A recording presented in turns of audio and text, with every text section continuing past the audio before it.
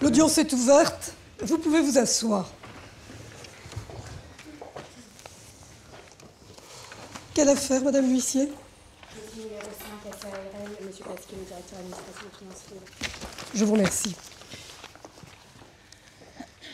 Donc, la SARL que vous représentez, monsieur, comparaît pour avoir, par faute de maladresse, d'imprudence, d'inattention, de négligence ou par manquement à une obligation de sécurité ou de prudence imposée par la loi ou le règlement, en l'espèce, le défaut d'évaluation des risques chimiques, l'absence d'identification des risques de nature à permettre leur suppression ou leur prévention et l'absence d'organisation du travail adapté aux risques à identifier, l'absence de fiches de poste, le défaut d'information des salariés sur la nature des produits manipulés, causait à monsieur une atteinte à l'intégrité de sa personne suivie d'une incapacité totale de travail n'excédant pas 3 mois, en l'espèce 70 jours. Les faits qui vous sont reprochés, qui sont reprochés à votre société, monsieur, sont les suivants. Ils concernent un accident qui est intervenu le 20 juin 2005.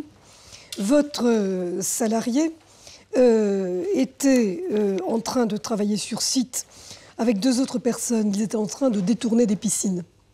Ils étaient sur un poste de finition. Voilà. Et leur poste de finition concernait 2 piscines. Et dans ces postes, il faut détourer les piscines pour enlever les moules. Et il y a divers produits qui sont utilisés. On utilise du tissu de verre, de la résine, des durcisseurs. On peut utiliser également des outils électriques. Et ces employés disposaient à l'époque sur leur poste de travail de 2 à 3 seaux d'acétone. Et au moment de l'accident, monsieur était de dos, tourné à moins d'1 mètre du seau d'acétone. Il a senti une chaleur dans son dos et il a vu l'acétone, il a entendu l'acétone s'enflammer et il a vu quelques flammèches mettre le feu à sa combinaison. À ce moment-là, une autre personne qui était à côté a pris le seau en flamme avec l'intention de le jeter à l'extérieur, ce qui n'était peut-être pas tout à fait recommandé, mais c'est un mouvement tout à fait spontané. Et se brûlant bien sûr les mains avec le seau enflammé, il a laissé tomber celui-ci. Le liquide en flamme du seau a atteint monsieur et sa combinaison a pris feu, ce qui fait qu'il a été gravement brûlé. Et il a eu effectivement des séquelles qui ont entraîné de sérieuses difficultés puisqu'il a dû être hospitalisé au service des Grands Brûlés de Bordeaux. Il a désormais des problèmes au niveau de sa peau, il a subi des greffes et c'est donc dans ces circonstances qu'il avait déposé plainte à l'encontre de la société. Quel était votre poste à ce moment-là, au moment des faits dans la société, monsieur? Je n'étais pas à l'effectif de la société à cette époque. Je suis rentré en 2007 dans la société, mais je représente notre président. J'ai un pouvoir en ce sens. Et je suis le directeur administratif et financier du groupe. Donc, vous n'avez eu aucune participation aux faits qui se sont déroulés. Vous n'étiez pas présent. Tout à fait. Vous n'avez pas été mis au courant de ce qui s'était passé. Pas à l'époque, effectivement. Est-ce que vous pouvez nous fournir des explications au niveau de ce qui a pu se passer? Oui. Donc, au niveau de ce qui a pu se passer, on a dans le dossier un rapport de l'expert incendie, un rapport de gendarmerie, qui ont la même conclusion tous les deux. Et après, si vous souhaitez me poser des questions dans les détails, qui est qu'il y a l'explication la plus probable, compte tenu des pièces qui ont été trouvées sur place et des différents témoignages, qui sont nombreux et concordants sur ces points, qu'il y a forcément eu une erreur humaine qui a été faite et que le feu n'est pas apparu tout seul, et que la présence de mégots, de paquets de cigarettes, la reconnaissance des différents individus comme quoi ils étaient fumeurs et différentes déclarations dans leurs propres témoignages démontrent que le seau d'acétone n'a pu s'enflammer que par cette cause, toutes les autres causes ayant été écartées par l'expert incendie. Vous savez pourquoi il y avait des mégots de cigarettes? J'ai vu les explications qui étaient apportées par les 3 personnes qui étaient sur le poste. Le directeur d'usine, dans son témoignage, indique que si ces mégots de cigarettes avaient pu être utilisés, ce qui n'a jamais été fait dans la profession, mais bon, avaient pu être utilisés pour servir de micro-pinceaux pour réparer les petits éclats de gel-cote sur la piscine, il y aurait forcément eu du gel-cote sur ces mégots, ce qui n'a pas été le cas. Le gel-cote étant la résine pigmentée qui est utilisée, puisque les personnes concernées indiquent qu'elles allaient ramasser les mégots de cigarettes dehors pour les utiliser pour ces petites finitions. Est-ce que vous connaissez les risques d'incendie en matière d'acétone, monsieur? Oui, tout à fait. Quels sont-ils pour vous? L'acétone est un produit qui sert à nettoyer les piscines en fin de travail de finition. En ce sens, elle n'est pas dangereuse pour l'environnement, elle n'est pas déclarée comme telle, mais elle est dangereuse à 2 niveaux. Un, en cas d'inhalation, donc d'où le port des équipements de protection individuelle. Et 2, elle est très inflammable, donc il faut absolument éviter tout apport de feu, ce qui est indiqué dans tous les éléments et documents. Vous ne faites pas état du risque principal qui concerne l'acétone, qui est le fait que l'acétone étant justement très inflammable, à ce moment-là, il peut y avoir des mélanges explosifs qui se forment avec l'air. Alors, oui, j'ai lu ça dans les témoignages, mais ce n'est pas crédible parce que les opérateurs, pour reprendre l'explication que vous avez faite... Ce n'est pas les témoignages, ce sont les normes européennes. Non, mais ce que je veux vous dire, c'est que dans le cycle de... Qui font état de ceci. Je peux vous répondre. Je comprends ce que vous dites, mais quand les témoignages parlent de phénomènes explosifs, ils parlent de fait d'autres produits qui sont utilisés dans d'autres postes de travail autour de la construction de la piscine. Moi, je ne parle pas des témoignages, je parle de la fiche risque incendie qui concerne l'acétone, qui est détaillée dans les fiches de risque et qui précise bien que les vapeurs peuvent former des mélanges explosifs avec l'air. C'est ceci que je souhaite mettre dans le débat également. D'autant plus qu'il y a quand même eu un problème concernant les seaux d'acétone, puisque ceux-ci n'étaient pas bouchés. Ceux-ci n'étaient pas bouchés, et il y avait environ 20 litres d'acétone qui étaient répartis dans ces 3 seaux. Et la victime insiste sur le fait qu'il a demandé à plusieurs reprises à l'entreprise de fournir des couvercles pour boucher ces seaux. Je vais répondre aux deux observations. La première, c'est sur le risque explosif. Le risque principal qui est indiqué et qui est le lot commun de nos usines, puisque nous avons plusieurs usines, l'acétone est un produit nettoyant. En ce sens, peut-être que sur la fiche, il est décrit, à juste titre sûrement, un risque explosif, mais le risque principal est un risque d'inflammation du fait que le point éclair est très bas. Et on n'a jamais, et dans tous les cas, que ce soit l'inflammation ou l'explosion, sans apport de flamme, il n'y a pas possibilité que ça s'explose ou que ça s'enflamme tout seul. La fiche technique est moins formelle. Hein. Mais ça ne peut pas exploser sans apport de feu. Il faut... Pourquoi vos ouvriers n'étaient pas formés au risque chimique? Alors, il y a plusieurs aspects. Un, ils avaient une formation chaque année au niveau de la sécurité incendie. Et cette formation inclut le fait de savoir éteindre les feux, le fait de savoir reconnaître les produits chimiques. Et d'ailleurs, tous les témoignages disent qu'ils connaissaient parfaitement les risques chimiques. Ils expliquent les risques qu'il y a dans d'autres postes au niveau de la catalyse entre la résine, le catalyseur et le durcisseur, l'accélérateur. Eux, ils sont sur un poste où ils sont sur le poste qui est, entre guillemets, sauf cette présence d'acétone, bien sûr, qui est le nettoyant, qui est sans produits chimiques ou quasiment. Et ils reconnaissent tous dans leurs témoignages qu'ils ont subi des formations dans des entreprises précédentes et que sur place, la formation incendie qui a lieu chaque année, sauf en 2003, mais depuis 2001 chaque année, et qui concernait en 2005 18 personnes, elle avait bien eu lieu en février. Je suis un peu étonnée sur un point particulier. Vous insistez au niveau de la sécurité des salariés sur le fait qu'ils avaient des masques, des gants, etc., qui leur étaient fournis. Et bizarrement, ça a totalement coincé sur le fait de fournir tout simplement des couvercles pour les seaux d'acétone. Alors, il y a cette ambiguïté. Chaque poste était équipé d'un seau avec couvercle pour les résidus de fin de journée. Mais c'est vrai que cet acétone, il est utilisé pour nettoyer les pièces à sceller en plastique de la piscine une fois que ça a été percé et collé. Et donc, ce n'est pas du tout au moment du détourage qui est la première étape. On détourne, on fait passer de l'air pour détacher la piscine du moule, et ensuite on perce pour les pièces à sceller. On colle les pièces à sceller. Et enfin, la dernière phase du travail, c'est de nettoyer avec de l'acétone les outils qui ont servi à ça et les pièces à sceller. Et donc, pendant toute cette période-là, l'acétone, il ne sert à rien. Donc, il ne doit pas être sur le poste de travail. Et en fin de période, c'est sûr que pendant le moment où il travaille, il ne referme pas le... S'il y est, ça veut dire que vous n'avez pas correctement évalué le risque, ni les méthodes de travail de vos salariés, qu'il y a un problème. Oui. Des questions. Des questions, Madame le procureur? Oui, Madame la Présidente. Il y a dans ce dossier 2 témoignages qui me paraissent intéressants. Il parle, et c'est un point que vous n'avez pas encore abordé, de la présence d'un certain nombre d'outillages ou de postes électriques. Outillage électrique tel qu'une meuleuse, une tronçonneuse, et puis la présence d'un poste de radio qui se trouvait branché au moment de l'accident. Et il indique que de manière assez fréquente, ce fameux poste de radio, qui était utilisé tous les jours, quotidiennement, par les salariés de l'atelier, faisait disjoncter le système électrique de ce bâtiment. On peut donc émettre l'hypothèse, peut-être là encore, d'une étincelle qui aurait été susceptible d'enflammer les vapeurs d'acétone. Qu'est-ce que vous dites sur cette cause potentielle, puisque vous avez l'air d'être assez affirmatif sur les causes qui ont pu conduire à la réalisation de l'accident? On ne peut jamais être affirmatif, mais je suis affirmatif à concurrence de ce que l'expert incendie et la gendarmerie ont conclu. Après, au-delà de ça, personne n'était là sur place. Et d'ailleurs...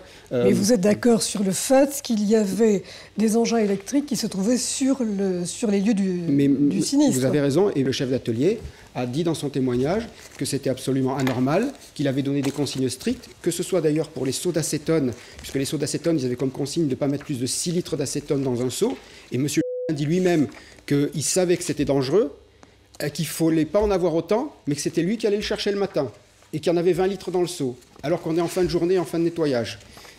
Vous êtes en train de me dire tout simplement que vous étiez au courant de certains risques, mais que vous n'avez pas fait tout le nécessaire dans l'entreprise pour remédier à des pratiques qui étaient assez désastreuses. Mais, une question peut-être à poser? Qu'est-ce que l'entreprise a fait depuis cet accident? Très franchement, par rapport à cette usine en particulier, je peux vous répondre, et par rapport au groupe, je peux vous répondre. Par rapport à cette usine, elle a été arrêtée en décembre 2005. Voilà. Parce qu'à partir du moment où les salariés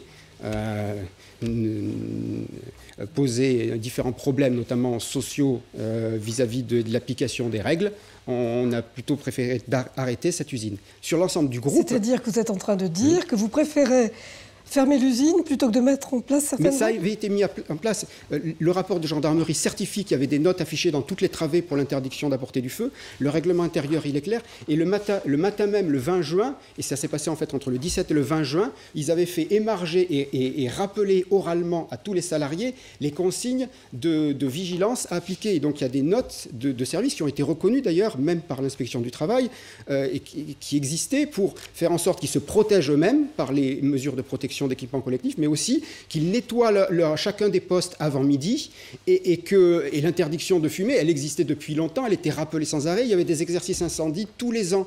Le dernier, il a concerné 18 personnes. Oui, mais vous vous focalisez sur cette interdiction de fumer, c'est peut-être pas la seule chose qu'il y a. Mais quand je dis interdiction de fumer, c'est interdiction... Oui, c'est peut-être pas la seule chose, vous avez raison, mais donc je peux parler des autres choses, mais le rapport de gendarmerie a indiqué quand même qu'il y avait des traces de Marlboro, de Peter Stuyvesant et de Lucky Strike à proximité de la piscine. Alors il n'y avait que 3 personnes, dont une qui affirme qu'elle ne fumait pas, c'est monsieur. Ce que contredit l'un de ses collègues dans un de ses témoignages, et les 2 autres, ils reconnaissent qu'elle fumait, mais bien sûr, jamais au poste de travail. En termes d'encadrement, on avait ce qu'il fallait, puisqu'on avait recruté en plus une personne supplémentaire en janvier pour faire appliquer les réglementations. Le directeur de l'usine, il avait fait 18 ans dans l'armée, dans les services logistiques, et il avait fait des formations incendie, c'est montré par son CV. Après, sur le reste de notre groupe, ça se passe de la même manière depuis 1994. On a 5 usines actuellement en France, et il n'y a jamais eu ce type d'incident. L'acétone fait l'objet de précautions importantes, comme le reste des produits sensibles qu'on a. Il est stocké à part, et il fait l'objet et l'interdiction de fumer, c'est un fondamental dans notre industrie, on est dans la plasturgie. D'autres questions, Madame le procureur? Je vais insister un petit peu, Madame la Présidente, excusez-moi, mais sur cette question de l'interdiction de fumer, c'est bien beau d'interdire de fumer, encore faut-il faire respecter l'interdiction. Que faisiez-vous concrètement pour faire respecter cet interdit?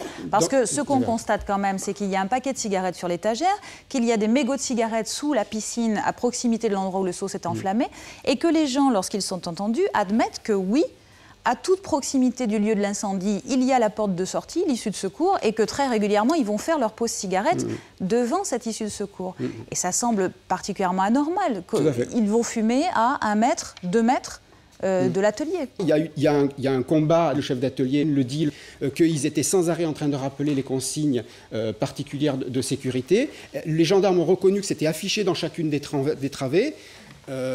Bon, et sur la question de l'outillage électrique, vous n'avez donc pas répondu tout à l'heure. Pour quelle raison y avait-il de l'outillage électrique, alors qu'en principe, lorsqu'on travaille avec des matériaux aussi sensibles que l'acétone, on ne doit travailler qu'avec du matériel pneumatique? Tout à fait. D'ailleurs, le chef d'atelier indique que si tout était fait pour faire en sorte qu'il n'ait besoin que du matériel pneumatique, mais que si, pour aller plus vite, pour des questions de puissance de machine, il souhaitait utiliser du matériel électrique, il devait sortir la piscine et le faire à l'extérieur pour éviter tout risque de possibilité d'arc électrique. Bien, donc il est donc présent pour éventuellement interdire aux salariés d'utiliser ces machines. Tout à fait, c'était son rôle et il le dit dans son témoignage. Au moment de l'accident, il y avait l'une de ces machines qui était utilisée, plus particulièrement une machine, je ne sais plus, P24 ou quelque chose comme ça. L'un des salariés dit qu'il s'en servait ou qu'il s'en servait dans les instants qui précédaient l'accident. Je ne l'ai pas lu tout à fait comme ça, mais vous avez sans doute raison. On a retrouvé a posteriori cette machine électrique à proximité et donc ils avaient dû s'en servir. À proximité du poste de travail. Mais la machine électrique, elle sert à détourer la piscine en début de travail et elle n'a rien à voir avec le travail qui est fait avec l'acétone pour nettoyer les piscines en fin de journée de travail. Donc normalement, il ne peut pas y avoir de conjonction. De fait, il y a eu un manquement, mais ce n'est pas un manquement du fait de la non-évaluation des risques, puisque les risques, c'est un produit chimique qui ne peut s'inflammer ou exploser qu'en présence de feu. Et le feu est interdit dans cette usine. De feu ou d'étincelle? De feu ou d'étincelle, tout à fait. Mais l'expert incendie qui a été mandaté par la gendarmerie conclut que ça ne peut être que la partie feu qui a apport de feu par cigarette du fait des traces et des témoignages qui ont été croisés. Donc après, on s'en reporte aux experts. Monsieur, dernière question. Est-ce qu'il y a eu une action intentée devant le tribunal des affaires de la sécurité sociale à l'encontre de la société par monsieur? Non, pas à ma connaissance, non. Très bien, je vous remercie. Vous pouvez vous asseoir devant votre avocat. Madame le procureur, vous avez la parole pour vos réquisitions. La partie civile n'est pas là, c'est bien dommage. Elle aurait peut-être donné au tribunal quelques renseignements un petit peu précieux sur le déroulement de cette journée. Parce qu'il faut bien avouer qu'il demeure, même aujourd'hui, après l'audience qui vient de se tenir, quelques doutes ou des doutes sur la cause première, sur la cause directe de l'accident. Et il est clair que l'on ne sait pas et que l'on ne saura pas, parce que je considère quant à moi que l'expertise ne donne pas de certitude sur la cause première de l'accident. On ne saura pas si ce seau d'acétone s'est enflammé parce que quelqu'un a fumé à proximité, parce que quelqu'un est rentré avec sa cigarette non éteinte ou mal éteinte à la main, parce que cette même cigarette mal éteinte a été ramenée par un salarié sous sa semelle alors qu'il rentrait de l'extérieur, ou bien encore parce qu'une étincelle s'est produite en raison soit du branchement du poste de radio électrique, soit du branchement de l'un de ces appareils électriques dont on parlait tout à l'heure. Donc il est certain que la cause directe de l'accident, elle est inconnue.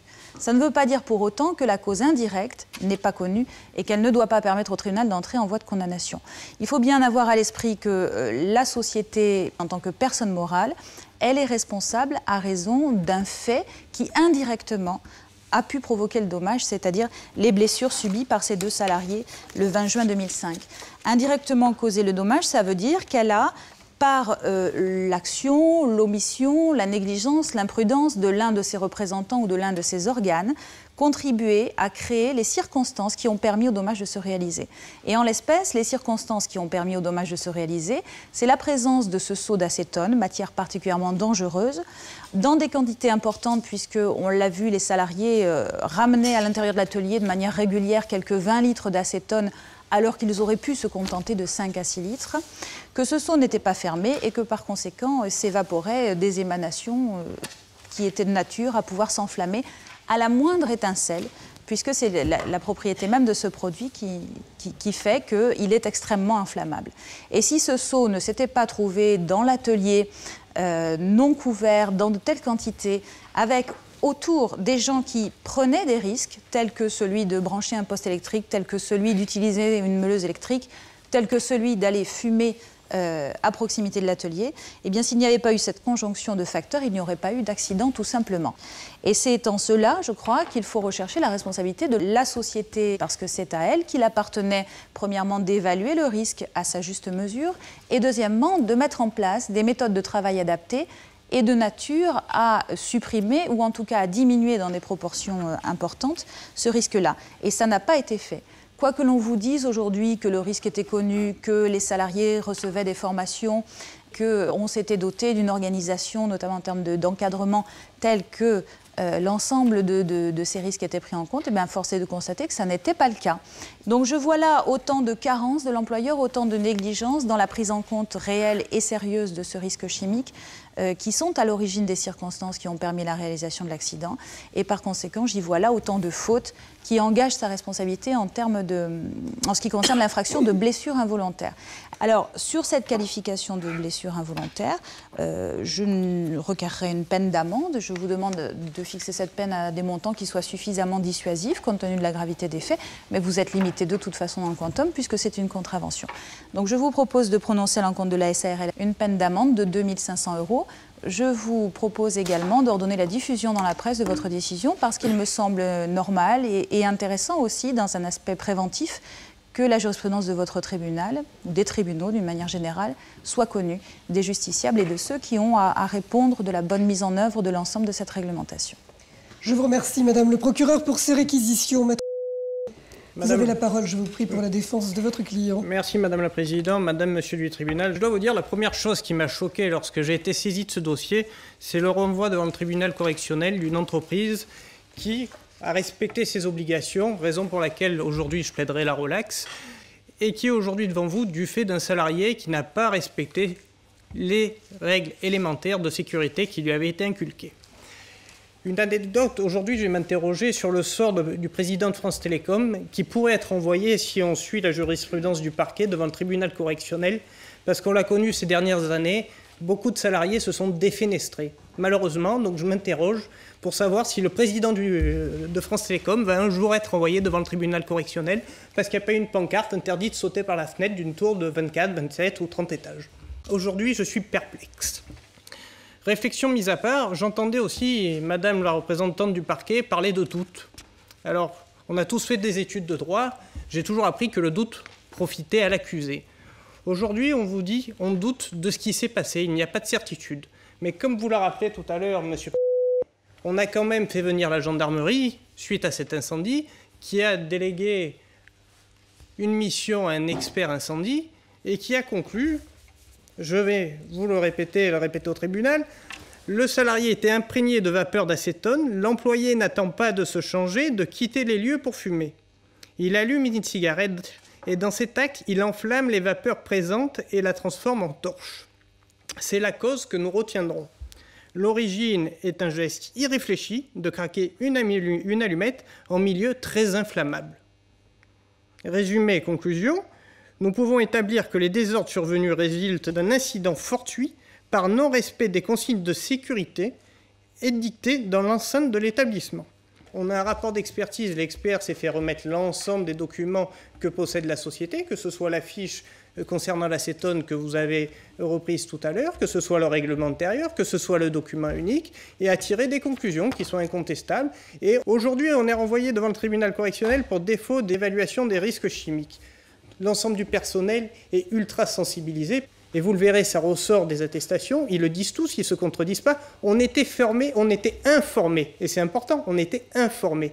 Et tellement qu'ils sont informés, c'est que le jour de l'accident, Madame le Président, le 20 juin 2005, les salariés signent une note comme quoi le port des équipements est obligatoire et qu'il faudrait respecter le règlement intérieur et toutes les consignes de sécurité afférentes à ces risques chimiques.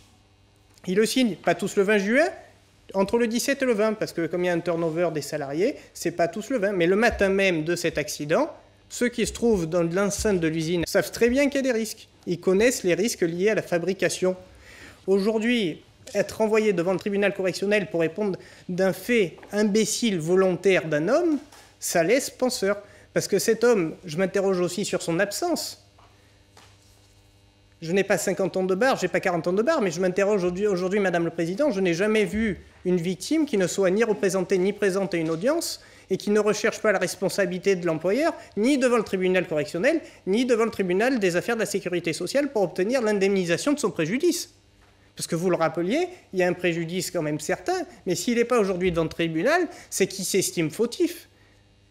Et je vous invite à relire le dossier. Qu'est-ce qu'a constaté les gendarmes? La présence de notices de poste à chaque notice de montage. Donc à chaque étape de la fabrication de la piscine, il y a des notices de poste, il y a des informations quant aux produits dangereux qui sont manipulés, qui sont censément et incessamment véhiculés auprès des salariés. Aujourd'hui, on vous parle de doute, de cause indirecte. Y a-t-il un lien de causalité directe entre l'accident dont monsieur, malheureusement, a été victime et la présence d'acétone? Il y a un lien de causalité parce que l'acétone est inflammable, mais l'élément déterminant, c'est le feu. Sans feu, il n'y a pas d'inflammation, il n'y a pas d'explosion, il n'y a pas d'accident. Donc aujourd'hui, je pense que le tribunal doit avoir à l'esprit les causes réelles de cet accident. C'est la cigarette. C'est la cigarette. Et tous les témoignages vont dans ce sens. Il n'y a pas lieu de discuter un rapport d'expertise qui est quand même affirmatif et qui a évacué l'ensemble des hypothèses qui lui étaient données. L'expert, quand il est arrivé le 20 juin 2005, il a regardé si le poste, on parlait du poste, si le poste avait formé un arc électrique, ça aurait disjoncté. Ça n'aurait pas pu former un arc électrique. Donc ce n'est pas le poste. Il n'a pas retenu le poste comme éventuel détonateur d'une flamme. Aujourd'hui, on n'est pas dans ce cas-là. Quant au matériel pneumatique électrique, on peut évacuer le problème exactement. Parce que c'est clair qu'il y a du matériel électrique, on ne le nie pas, c'est constaté. Mais il sert pour l'extérieur. On ne se sert pas à l'intérieur, c'est les règles élémentaires. Donc aujourd'hui, Madame le Président, je vous demanderai de rentrer en voie de relax au vu de l'ensemble des éléments que je viens de développer, et surtout, pour reprendre l'expression du parquet, au vu des doutes. Le doute profite aux prévenus. Et aujourd'hui, on n'a pas moyen, au niveau du parquet, de vous indiquer que oui, la société est responsable pour un défaut d'information, pour un quelconque moment. Elle n'est pas responsable. Elle a à chaque fois informé ses salariés. Et je vous invite à relire les conclusions que je vous ai lues en début de monsieur l'expert. Je vous remercie, maître. Monsieur, levez-vous, je vous prie. Avez-vous quelque chose à rajouter aux explications de votre avocat? Non. Très bien, l'affaire est placée en délibéré après la suspension d'audience. Merci.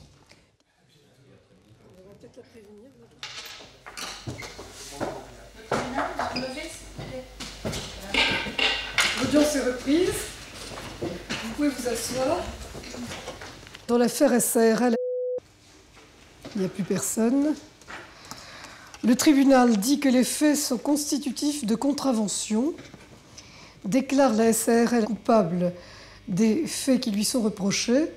En répression, la condamne à 2 000 € d'amende, rejette le surplus des demandes. Pas d'autres réquisitions, Madame le procureur? Pas d'autres réquisitions, Madame la Présidente. L'audience est levée.